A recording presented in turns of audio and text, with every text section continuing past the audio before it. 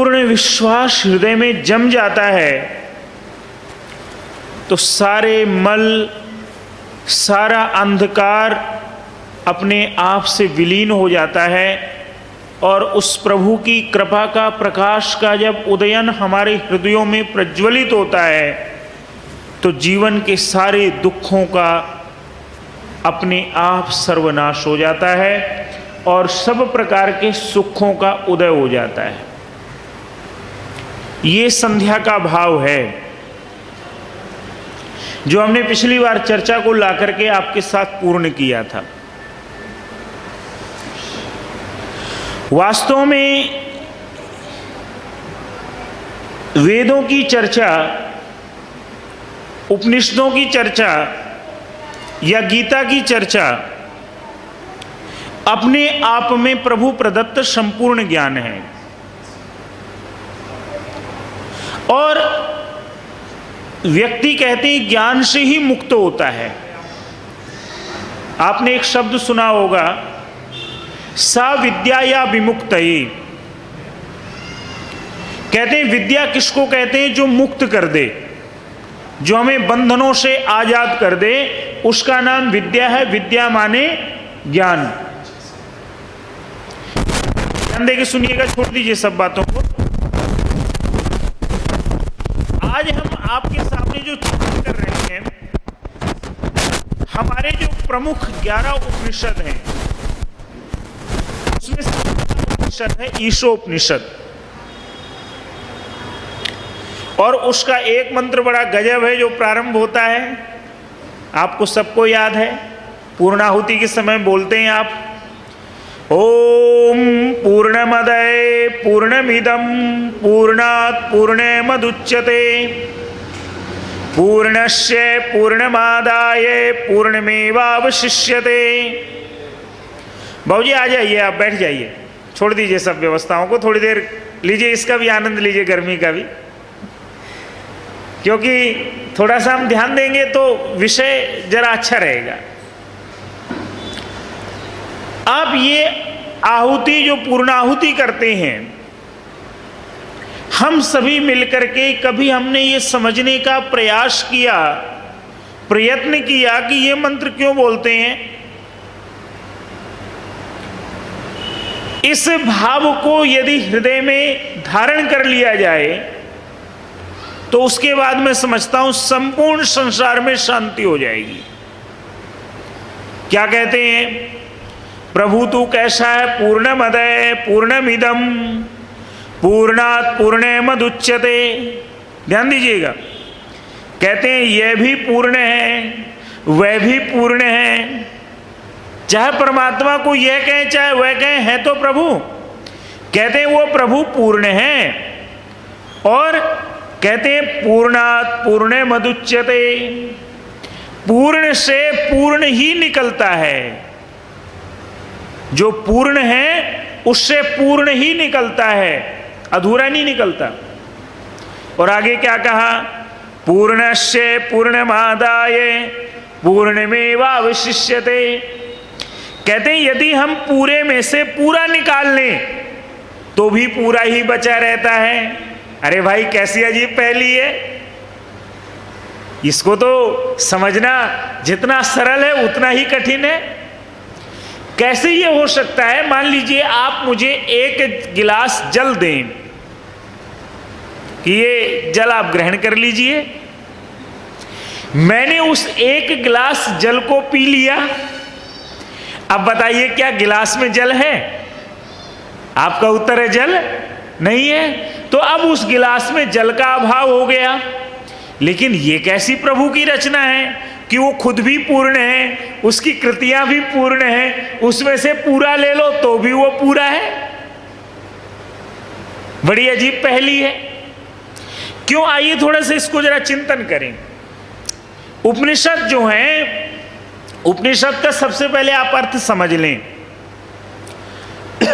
उप कहते हैं समीप और ईषद कहते हैं ज्ञान, यानी ज्ञान के समीप बैठना, उसी का नाम है उपनिषद।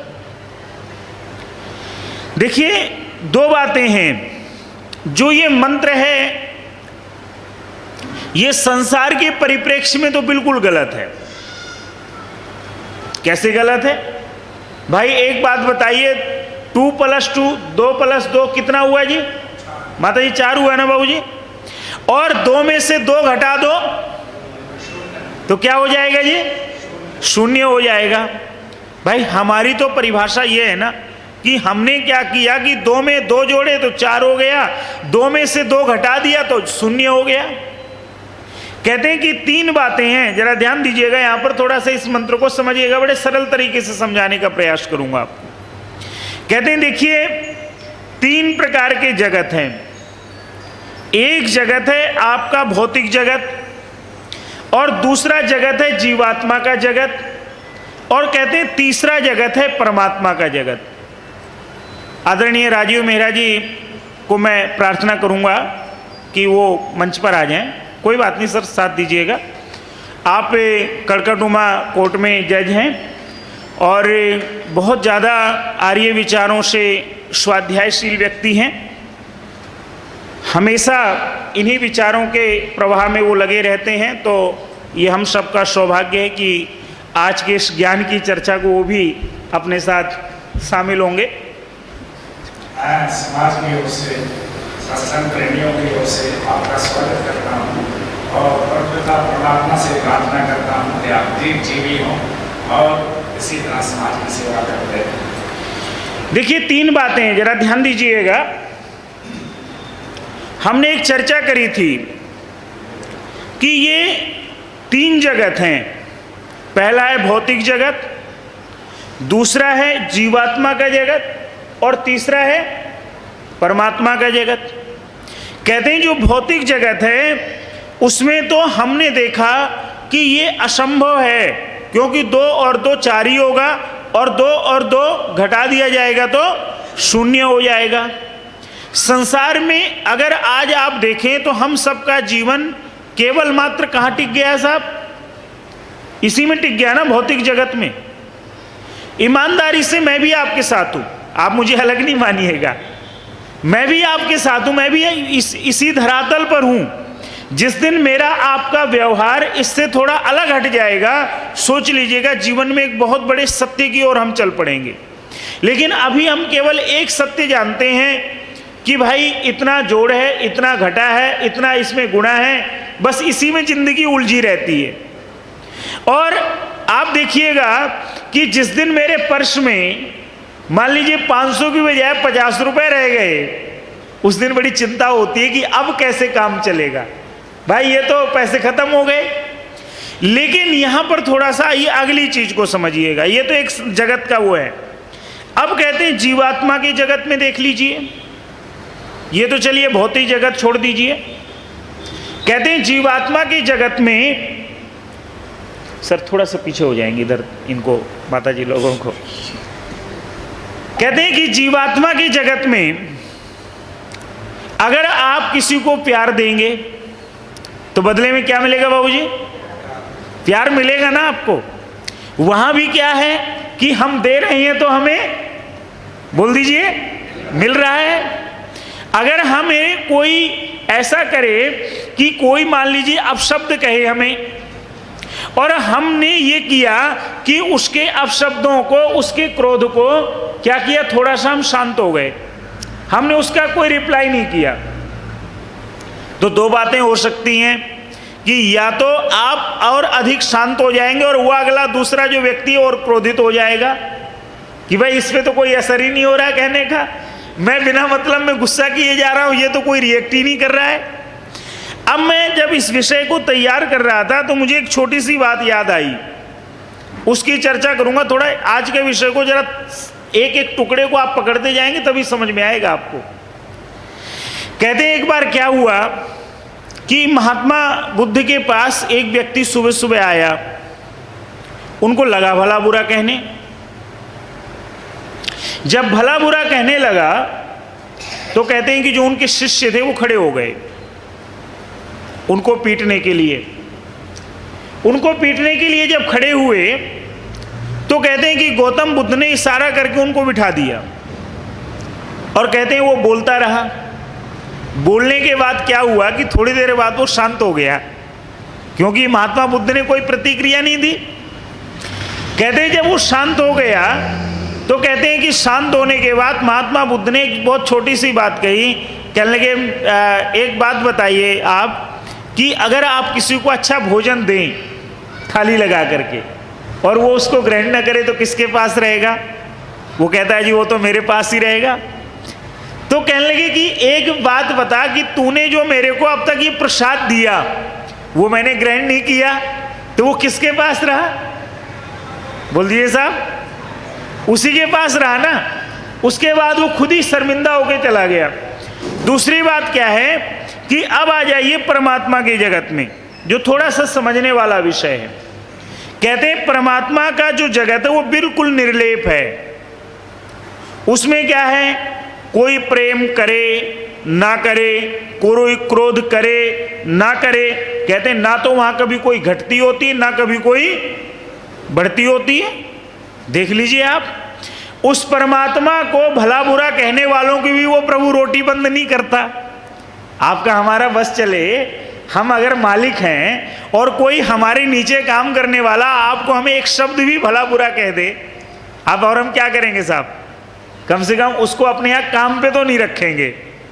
जब तक रखेंगे जब तक कोई हमें उसका सब्स्टिट्यूट नहीं मिल जाएगा, कोई उसकी जगह संभालने वाला नहीं मिलेगा। जिस दिन मिलेगा हम उसी दिन उसको बाहर कर देंगे। लेकिन आप प्रभु की सृष्टि में देखिए, लाखों करोड़ों करोड़ों असंख्य लोग ऐसे हैं जो उस प्रभु की सत्ता को ही नहीं मानते। लेकिन आप बताइए क्या प्रभु उनको कभी कोई इस विषय में दंड देता है? उत्तर दीजिएगा, नहीं देता ना। कभी उनकी क्या वो रोटियां बंद करता है? कभी उनकी सुविधाएं बंद करता है? कभी उनको सांसारिक रूप से अलग करता है? आपका उत्तर होगा नहीं करता। वो प्रभु केवल क्या करता है कि जो जिसका कर्म होता अवश्य में वो भोक्तव्यम कृतम कार्यम शुभाशुभम। यदि हमने शुभ किया है तो हमें शुभ मिलेगा, यदि हमने अशुभ किया तो हमें अशुभ मिलेगा। केवल परमपिता परमात्मा ये कर देता है क्योंकि वो न्यायकारी है। अब आ जाइए अगली बात पर। कहते हैं कि ना तो वहां कोई घटती होती ना कोई बढ़ती होती है। इसको मैंने थोड़ा सा दूसरे रूप में जोड़ने का प्रयास किया। मान लीजिए आप जो हैं किसी उसके किनारे जाएं, झील के किनारे, जिस सरोवर के किनारे जाएं जहां पर पानी हो। आप क्या करें, आप घूम रहे हैं, वॉक कर रहे हैं, आपने देखा कि जो है हवा चल रही है, तो आप क्या पाएंगे? पानी भी लहर मार रहा है, पानी में लहरें उठ रही हैं। और जब आप देखेंगे कि वो हवा शांत हो गई तो क्या हो जाएगा बाबूजी? वो पानी भी शांत हो जाएगा। तो किसी ने बड़ा सुंदर प्रश्न किया कि भाई एक बात बताइए, क्या वो पानी में कोई कमी आई? जो लहर मार रहा था या जो अब शांत हो गया, क्या इस पानी की मात्रा में कोई कमी आई? तो कहते हैं उत्तर आपका होगा कि साहब पानी तो उतना ही है। जब तक वो हवा चल रही थी तब तक वो लहर उठ रही थी, और जब हवा शांत हो गई तो वो पानी भी शांत हो गया। माताओं सज्जनों, जीवन के अंदर, ये मैंने आत्मा के विषय में कभी आपको उपदेश में बोला होगा, लेकिन मैं इसको जीवन के रूप में भी यदि हम देखते हैं, कोई व्यक्ति प्रभु से प्रेम करे, कोई प्रभु से क्रोध करे, दोनों बातें ध्यान दीजिएगा, लेकिन प्रभु के ऊपर उस बात का कोई असर नहीं होता है। आप उसको भला कहिए, आप उसको बुरा कहिए, जो उस प्रभु का कार्य है वो अपना कार्य करता रहता है, उसमें किसी प्रकार का वो कोई किसी से प्रभावित नहीं होता। कि वो कोई व्यक्ति मान लीजिए बहुत ज़्यादा उसके दर पर, अब आजकल क्या है आप देख लीजिए, कई लोग क्या सोचते हैं कि हम इतना कर दें कि वो परमात्मा बिल्कुल प्रसन्न हो जाए। वो तरीका गलत है। अब एक बात आप बताइए, भक्ति में किसको शांत करना है? जरा उत्तर दीजिएगा। भक्ति में मन को शांत करना है या शरीर को शांत करना है? जल्दी बोलिएगा साहब। मन को शांत करना है। लेकिन आजकल की भक्ति क्या हो गई है? शरीर को शांत करना है, मन फिर भी चल रहा है। अब एक बात बताइए, कोई व्यक्ति शरीर से मान लीजिए बहुत परिश्रम कर रहा है, उसने मान लीजिए कल्पना कर ली कि साहब फलाने पर्वत के ऊपर कोई भगवान रहता है। पता है उसको भगवान नहीं है, भगवान तो कण कण में है, उसके हृदय में है। लेकिन उसने कल्पना कर ली कि साहब मुझे 50 किलोमीटर पैदल चलना है। चलो चलो कोई दिक्कत नहीं है। लेकिन आप जानते हैं क्या होगा, शरीर थक जाएगा लेकिन मन उसका नहीं थकेगा। तात्पर्य क्या था, कहते हैं भक्ति की जो मार्ग है उसकी यात्रा में आपको अपने मन को संयम करना है, तो शरीर तो अपने आप ही आपके कंट्रोल में हो जाएगा। क्यों? क्योंकि मन के जीते जीते हैं, मन के हारे हार है। मन से आपने जो सोच लिया वो आपको मिल गया, और मन से यदि आप हार गए तो जीवन में फिर आपको मन से आप अपने आप को नीचे बिठा लेंगे। तो ये यहां पर भाव था। अब एक इसका उपसंहार करता हुआ मैं चलूंगा। कहते हैं कि मैंने एक छोटी सी स्टोरी पढ़ी थी कहीं पर। कहते हैं एक व्यक्ति की 4 पत्नियां थी। कौन कौन थी जरा स्पष्ट कर दूं मैं, ये समझाने के दृष्टिकोण से है। कहते हैं 4 पत्नियां थी, और कहते हैं वो 3 को बड़ा प्यार करता था, और जो पहली वाली पत्नी थी उसको प्यार नहीं करता था। तो कहते हैं क्या हुआ कि एक दिन वो बीमार पड़ गया। जब बीमार पड़ गया तो हम अंतिम यात्रा की बारी आई। अंतिम यात्रा की बारी आई तो वो चौथी पत्नी को बहुत ज़्यादा चाहता था। उसने कहा कि भाई एक काम करो, मैं तो अब जाने वाला हूँ, तुम भी मेरे साथ चलो। उसने कहा मैं क्या करूँगी आपके साथ चल के, मेरा क्या काम आपके साथ चलने का, आप जा रहे हैं आप जाइए, आप मर रहे हैं मैं क्यों मरूं भाई, मैं अपना कुछ आगे का रास्ता देखूंगी। अब उसका और दिल बैठ गया कि मैं इसको सबसे ज़्यादा चाहता हूं, और इसने अंतिम समय में मेरे को जवाब लगा दिया। कहते हैं चलो जी, उसने फिर वो कहते हैं कि तीसरी वाली के पास गया। कहता अच्छा वो चौथी वाली ने तो मना कर दिया, आप तो मेरे साथ चल पड़ो, बड़ी कृपा होगी। उसने कहा मैं आपके साथ चल के क्या करूँगा, आप तो मरने वाले हैं, अगर आपके साथ जाऊंगी तो मैं भी समाप्त हो जाऊंगी, मैं तो कहीं अपना और शादी कर लूंगी और कोई रास्ता देख लूंगी। अब उसको बड़ा दुख हुआ कि देखो जीते जी मुझे ऐसा सुनना पड़ रहा है। अब कहते हैं वो दूसरी पत्नी के पास गया। कहता अच्छा भैया वो दोनों तो मना कर दिया, लेकिन आप तो कम से कम मेरे साथ चलो। कहते हैं उसने भी इनकार कर दिया। तो कहते हैं जो पहली पत्नी थी वो सबकी बात सुन रही थी। उसने उसको कहानी उसने कहा कि मैं आपके साथ चलूंगी, आप चिंता ना करें, ये तीनों जाएं या ना जाएं लेकिन मैं आपके साथ चलूंगी। जरा थोड़ा समझिएगा ये आख्यान क्या है। कहते हैं कि जो हमारी चौथी पत्नी है वो हमारा शरीर है। ध्यान दीजिएगा, जो हमारी चौथी पत्नी है वो कौन है, हमारा शरीर है। आप जानते हैं जब हम विदा होते हैं तो ये क्या करता है, ये यहीं पर रह जाता है, ये हमारे साथ जाता है। कहते हैं अगली जो चीज है, कहते हैं जो तीसरी पत्नी है वो कौन है, हमारी एफडी है, हमारी जमा पूंजी है, हमारे गहने हैं, हमारा धन है, जो हमने ऐशो आराम संचित करके रखा है। और किस लिए संचित करके रखा है कि ये सब हमें क्या करेगा, खुशहाल रखेगा। तो कहते हैं वो भी कह देता भैया मैं तेरे साथ कहाँ जाऊंगा। और आप बता दीजिए आज तक कोई लेके गया। आपने एक कहानी सुनी होगी कि कहते हैं राजा भोज के बचपन की बात है कि कहते हैं राजा भोज जो बच्चा था तो उसके पिताजी का निधन हो गया। उसका एक मामा था मुंच, बड़े संक्षेप में सुना रहा हूँ, बड़ी लंबी नहीं करूँगा बात। तो कहते हैं मुंच ने क्या किया कि एक दिन देखा अरे ये बच्चा तो बड़ा हो रहा है और अभी मैं राजा हूँ, कल को ये बड़ा हो जाएगा तो मुझे इसको राजगद्दी देनी पड़ेगी। तो कहते हैं उसने क्या किया, मंत्री को बुलवाया। कहता है एक काम करो, इस भोज को जंगल में ले जाओ और इसको खत्म कर दो ताकि क्या बोलते हैं मेरा कोई उत्तराधिकारी ये ना बन पाए। कहते हैं मंत्री जो था वो भोज के पिता का वफादार था। कहते हैं जंगल में गया, जो भी कहानी किया उसने, आकर के उसने क्या किया, सिर ला करके मुंच को दे दिया भोज का काट के। अब कहते हैं जब उसने सिर देखा तो कहता अच्छा मंत्री जी एक बात बताओ, मेरे भतीजे ने मरते हुए क्या बोला। कहता जी उसने एक छोटी सी चिट्ठी लिख के दी है। चिट्ठी में क्या लिखा था, चिट्ठी में एक श्लोक लिखा था संस्कृत का कि उसमें संबोधन ये था कि चाचा जी इस संसार से राजा हरिश्चंद्र भी चले गए, वो भी कुछ लेके नहीं गए। इस संसार से राजा रामचंद्र भी चले गए, वो भी कुछ लेके नहीं गए। इस संसार से योगीराज कृष्ण भी चले गए, लेकिन वो भी कुछ लेके नहीं गए। लेकिन चाचा जी ये निश्चित है कि आप इस धरती को अपने साथ लेके जरूर मरेंगे। कहते हैं अब उसको बोध हुआ, अब वो चिल्लाने लगा, अरे मैंने कितना बड़ा पाप कर दिया, अपने प्यारे से भतीजे को इस सिंहासन के लिए मार दिया। तो कहते हैं वो बड़ी देर तक तड़पता रहा, कई दिन तक परेशान रहा। तो कहते हैं मंत्री जी ने क्या किया था कि उस राजा भोज के जो छोटा बच्चा था उस समय, उसको मरवाया नहीं था, कुशल कारीगर से उसके जैसा एक सिर बना के और आर्टिफिशियल खून वगैरह लगा करके उसको सौंप दिया। तो उन्होंने ला करके उसको सौंपा कि देखिए ये है आपका बच्चा, अब इसको कुछ नहीं कहना। तो कहते हैं उस दिन के बाद मुंच को एहसास हुआ। कहते हैं ठीक उसी प्रकार से हमें आपको तो जीवन भर यही लगता है कि साहब यही सब चीजें हमारा काम करेंगी और कोई हमारा काम नहीं करेगा। और कहते हैं तीसरी चीज, कहते हैं दूसरी पत्नी कौन है? कहते हैं हमें बड़ा विश्वास होता है, हमारे जो रिश्तेदार हैं, दोस्त हैं, ये साथ देंगे, देते भी हैं, ऐसी बात नहीं है। लेकिन आप बताइए जब जाने की बारी आती है तो दोस्त रिश्तेदार कहाँ तक साथ देते हैं?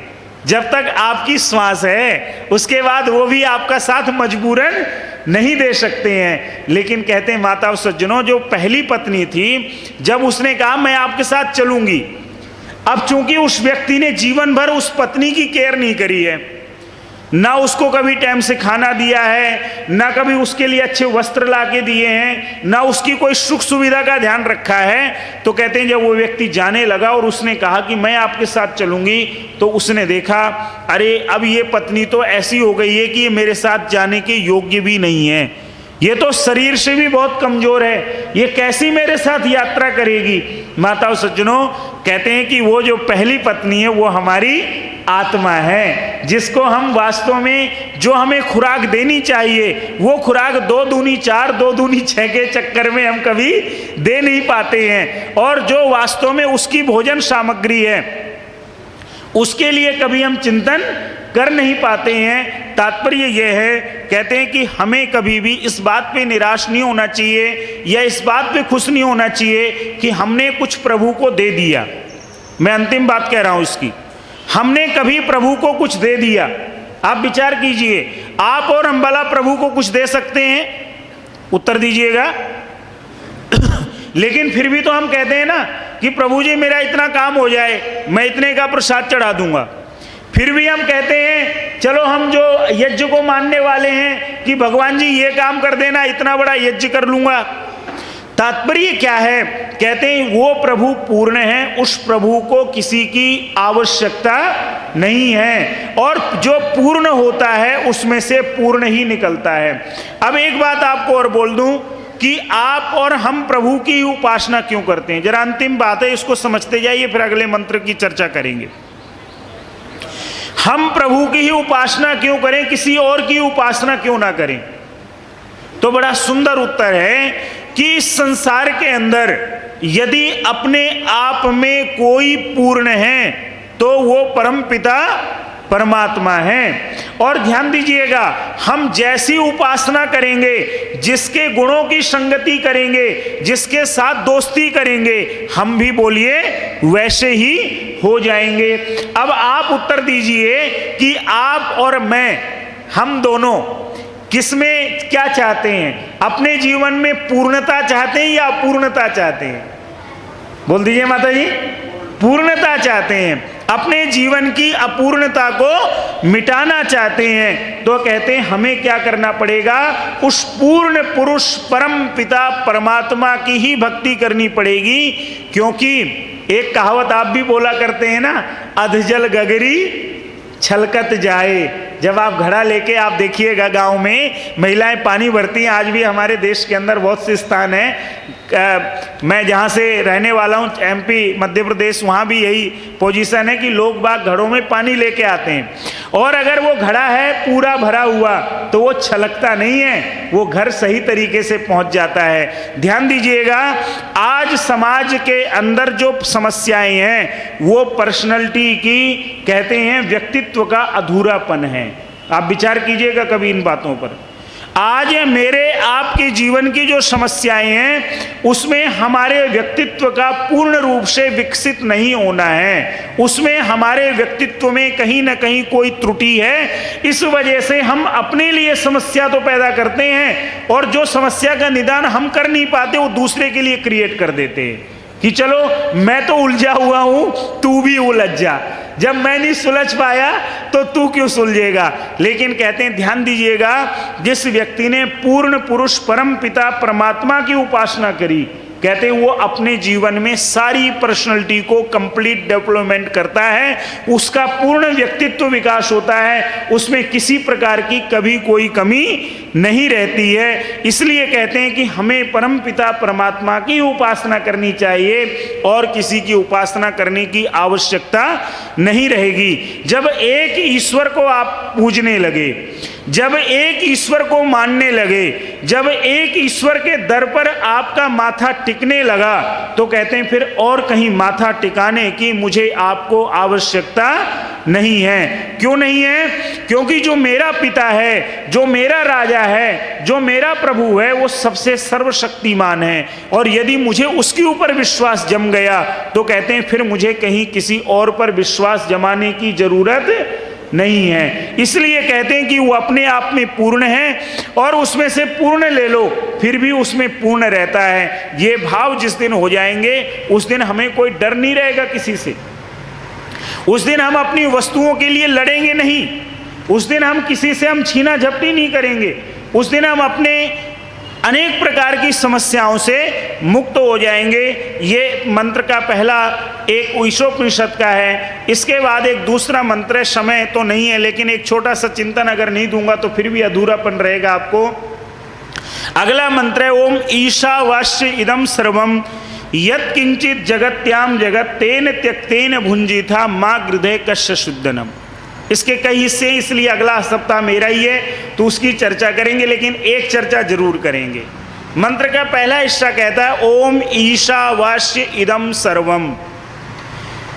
वो ईश्वर जो है वो संसार के कण कण में रहता है। वो ईश्वर जब संसार के कण कण में रहता है तो कहते हैं कि वास्तव में फिर उसके दर्शन कैसे होंगे।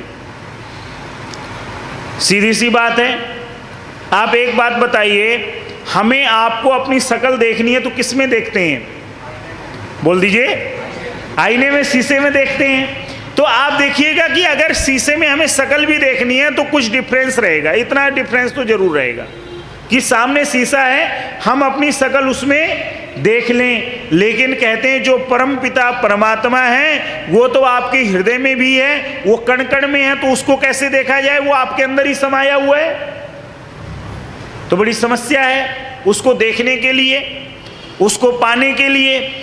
तो लोग क्या करते हैं कि तर्क करते हैं, वितर्क करते हैं, बड़ी लंबी लंबी शास्त्रार्थ होते हैं, बहस होती है। तो आप उत्तर दीजिए, क्या प्रभु किसी ज्ञान की चर्चा से, क्या प्रभु पढ़ने से मिलता है? जल्दी से बोल दीजिएगा जी, आप सब तो ईश्वर भक्त हैं। क्या प्रभु किसी बहस से मिलता है? क्या प्रभु ज्यादा पढ़ने से मिलता है? क्या प्रभु ज्यादा भक्ति करने से मिलता है? उपनिषद ही इसका उत्तर देता है, नयम आत्मा प्रवचनेन न लभया न मेधया न बहुना श्रुतेन। वो प्रभु ना बहुत ज्यादा चर्चा से मिलता है, ना बहुत बुद्धिमानों को मिलता है। कहते हैं वो प्रभु तो उसी को मिलता है जिसके ऊपर उस प्रभु की विशेष कृपा प्राप्त होती है। अब ध्यान दीजिएगा, वैदिक मत, हिंदू मत, हमारा मत तो ये कहता है वो ईश्वर कण कण में है, लेकिन मुस्लिम लोग क्या बोलते हैं साहब? कहाँ पर है वो ईश्वर? चौथे, सातवें आसमान में या चौथे में।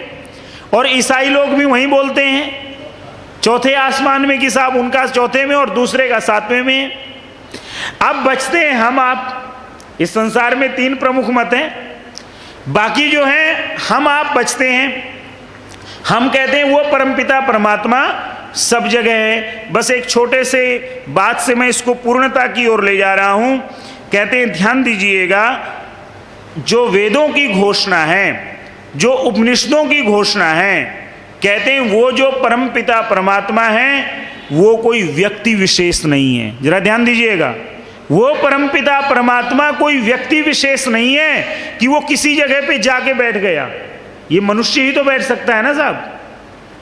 ये मनुष्य की कल्पना है कि आप और हमारा जैसा जीवन है दूसरे का भी वैसा ही होगा।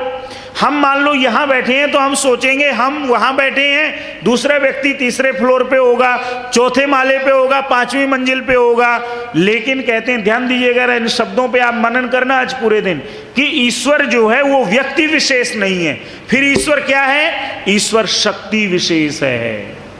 ध्यान दीजिएगा, ईश्वर व्यक्ति विशेष नहीं है, ईश्वर जो है वो शक्ति विशेष है। और चिंतन कीजिए, मनन कीजिएगा आपके ऊपर। मैं बहुत ज़्यादा समय की मर्यादा के कारण ज़्यादा बात नहीं कह रहा हूँ। दूसरी बात क्या है? कहते हैं दो लोग हैं इस दुनिया के अंदर, मोटे मोटे, सब धर्मों को छोड़ दो एक तरफ आप। एक है ईश्वर को मानने वाले और दूसरे हैं ईश्वर को नहीं मानने वाले। सीधे सीधे हम क्या बोलते हैं? एक है आस्तिक और दूसरे हैं नास्तिक। अब दोनों का जरा अंतर देखिएगा, आप विचार कीजिएगा हम आप क्या हैं। कोई आर्य समाज मंदिर में आने से आस्तिक नहीं बन जाएगा, कोई गुरुद्वारे में जाने से आस्तिक नहीं बन जाएगा, कोई मस्जिद मंदिर में जाने से आस्तिक नास्तिक नहीं बनेगा। व्यक्ति बनता है अपने आचरण से आस्तिक और नास्तिक। जरा ध्यान दीजिएगा बात को, और मैं बात को पूर्ण करना चाहूंगा। यहां पर कहते हैं कि आस्तिक नास्तिक का दो उदाहरण है आपके सामने। कहते हैं नास्तिक जो है वो दुनिया को ही सत्य मानता है, और आस्तिक जो है वो परमात्मा को ही सत्य मानता है। और विचार कीजिए कैसे? कहते हैं जो नास्तिक है वो क्या करेगा? वो सारे सुखों को एक एक करके हड़पेगा। आज ये मिल गया, कल ये मिलना चाहिए, परसों ये मिलना चाहिए। अच्छा, दूसरी उसकी ख्वाहिश क्या होगी कि ये अगर मुझे मिल गया तो ये दूसरे को ना हो। आज आप देख लीजिए समाज में किस चीज की होड़ है कि हम वीआईपी हैं, हम अलग दिखे। किस लिए? हमारी गाड़ी का नंबर भी बस एक सिंगल डिजिट का हो। किस चीज की होड़ है ये? हम दुनिया से अलग हैं, हमारे जैसा कोई नहीं है। हमारा घर भी सबसे अलग होना चाहिए, हमारा रहन सहन भी सबसे अलग होना चाहिए, हमारा भोजन भी सबसे अलग होना चाहिए, किसी का ऐसा नहीं होना चाहिए। ध्यान दीजिएगा, जिन जिन लोगों के या मेरे आपके जिसके हृदय में ये भावनाएं जब जब जन्म लेती हैं, उस समय सोच लेना कि परमपिता परमात्मा मेरे आपसे कहीं दूर भाग गया।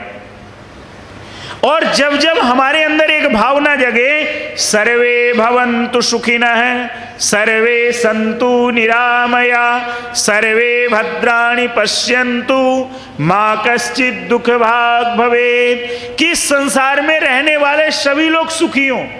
अगर मैं भोजन करूं तो मैं क्या करूं? आप जानते हैं विवाह संस्कार में एक विधि होती है मधुपर्क की।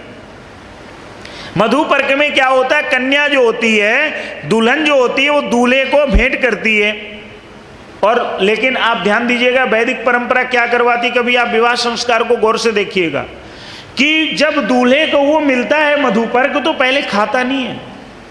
पहले क्या करता है? वो चारों दिशाओं में उसका छिड़काव करता है, ऊपर भी छिड़कता है, उसके बाद उसका सेवन करता है। तात्पर्य वैदिक संस्कृति हमें आपको सिखाती है कि जब जब जीवन में कोई भोग आ जाए, उन भोगों को औरों को भी बांट करके खाया जाए, तो कहते हैं वो वैदिक संस्कृति है। और जो केवल अपना अपना सोचता है, कहते हैं वो नास्तिक संस्कृति है, दूसरे के विषय में जो नहीं सोचता है। और यही हो रहा है आज। आप देख लीजिए, मैं भी उसी में हूं, आप भी उसी में हैं। जिस दिन हम आप इन विषयों से, प्रवचनों से ऊपर चल के आचरण के दृष्टिकोण पे आ जाएंगे, आचरण करने लगेंगे, ध्यान दीजिएगा हमारा आपके मन में अलग प्रकार का सुख और शांति होगा। और बात को पूर्ण करूंगा तो कहते हैं फिर क्या है? दो विषय आपने देख लिए, एक नास्तिक है, दूसरा नास्तिक है।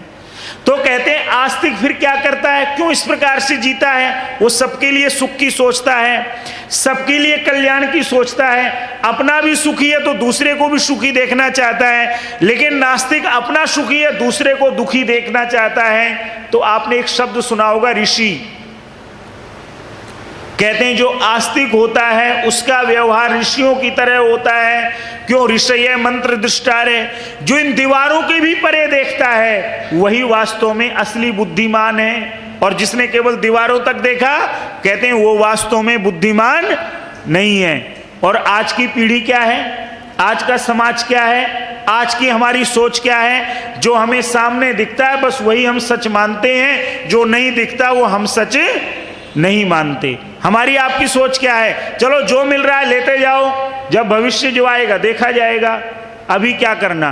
तात्पर्य माताओं सज्जनों, बस मैं एक बात पे लाके आपको छोड़ देता हूं कि वास्तव में जो वो परम पिता परमात्मा है, जिस दिन हम उसको व्यक्ति विशेष मानने से छोड़ करके शक्ति विशेष मानेंगे, उस दिन हमारी नास्तिकता से आस्तिकता की यात्रा प्रारंभ हो जाएगी। और जब आस्तिकता की यात्रा प्रारंभ होगी तो ध्यान दीजिएगा, हमारे जीवन में श्रद्धा के, विश्वास के, समर्पण के पुष्प खिलेंगे। और जब वो पुष्प खिलेंगे तो सफलता के फल भी उसी में लगेंगे, सुख के फल भी उसी में लगेंगे। आप सभी का धन्यवाद। ओम।